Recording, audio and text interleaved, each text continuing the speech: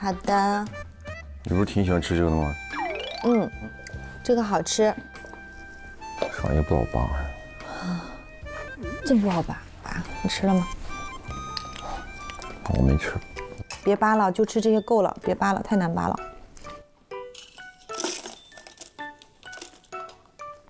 你看你多会干活，要是我就拿手接着，掉到哪儿都是，我还得擦地。你看你直接就要把垃圾桶拿来干。每次都会夸，真的，他的夸奖这是一门技术，真的。角度太刁钻了，说我的会掉地上，厉害。我也不知道能说出这么多话来。宝宝，爸爸扒的小核桃仁给你吃一点啊。哦，结束了，哎，舍不得结束。哦，太好了，终于结束了。你是听到自己夸人有点不适是吗？有点害羞，觉得我怎么能说出这么多不是特别走心的话？但是你感觉很走心啊。对啊，但是我在努力的在表扬他，为了让他能够在这个节目中体现中他是一个做家务的男人，所以我会想办法。No， 你不要欺骗我们。你就是爱，你生活中肯定一定不断的这么夸他的。你就觉得扒得好。我觉得赞美是一件特别好的事儿。对，你看这才应该是你。哦。子越，刚才我有个好奇，就是你怎么会想到二宝就是冠母姓这个问题呢？其实我说这话也只是在试探他吧。作为我来讲呢，我会觉得，那既然我嫁给聂远，不管我生几个孩子，就都还是要随爸爸的姓了。我是这样想的。那你试探他什么呢？看看他怎么想的。我认为孩子可以没有姓，所以他跟谁姓都无所谓，不代表任何东西。如果你的理念是孩子可以没有姓，那么他跟谁姓都是姓；如果你认为孩子必须跟谁姓，那么他跟谁姓都不对劲。我有一个好朋友，他的孩子就叫米粒，没有姓，是世界的孩子，是大家的孩子。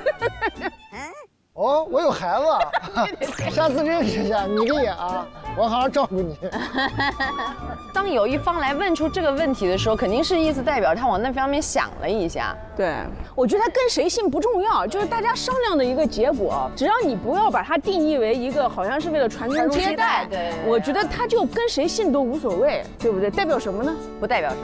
对，这是一个约定俗成，说真话。对，你知道吗？就顺着约定俗成，他就给了我们一个就是这样的理由。如果说一定要跟妈妈姓呢，他就需要有另外一个反对这个约定俗成的理由，它反而变成一个重要的事了。约定俗成的作用就在这儿，减少决策成本。其实我认为，就是你们家已经有了一个特别大的矛盾，需要通过名字来解决的话，改名字也解决不了这个矛盾。如果你们家没有这些矛盾的话，起什么名字都是可以的。原则尽量还是少折腾，让小朋友在童年过得少一些解释。他还要面对其他小朋友。对，真的。小朋友越简单越好。是的，真的是。好，每次节目结束的时候，我们万事屋都会收到一些问题，就是到底孩子跟父母能不能做朋友吧？大家说跟父母做朋友，其实我认为这句话隐含的意思就是把这段被动的关系变得主动一点吧。所以你觉得父母跟子女的这种被动的关系是悲伤的吗？这个说出来很伤感了。是什么？他们最大的不同就是朋友是我选的，父母不是我选的。哦，这就是最大的不同。所以为什么说父母要做朋友，就是你已经没得选了，但是你就选择他是我的朋友，而不是说他是我被迫要接受的父母。比如你最后最大的怨恨，你跟朋友生气没什么好怨恨的，对，就散了不就得了吗？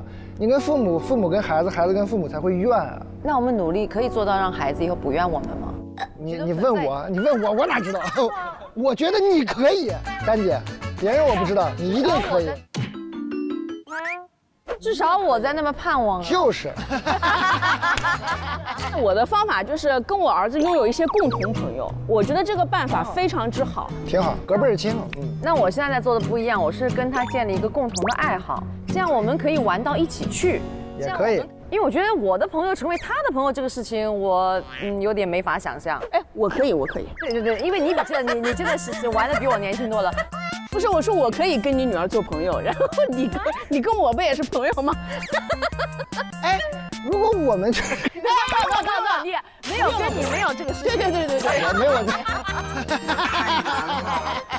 所以我们说的其实是作为父母也希望跟孩子有一种持久的亲近，对，当然，然后不要让父母的角色和孩子的角色妨碍了这种亲近。对，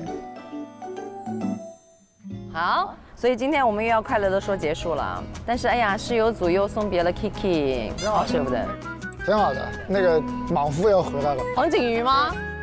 啊，一个能治陈学冬的。对，看他们3个斗争一下也挺有。爱奇艺 Strange Name Amazing Shows。爱奇艺。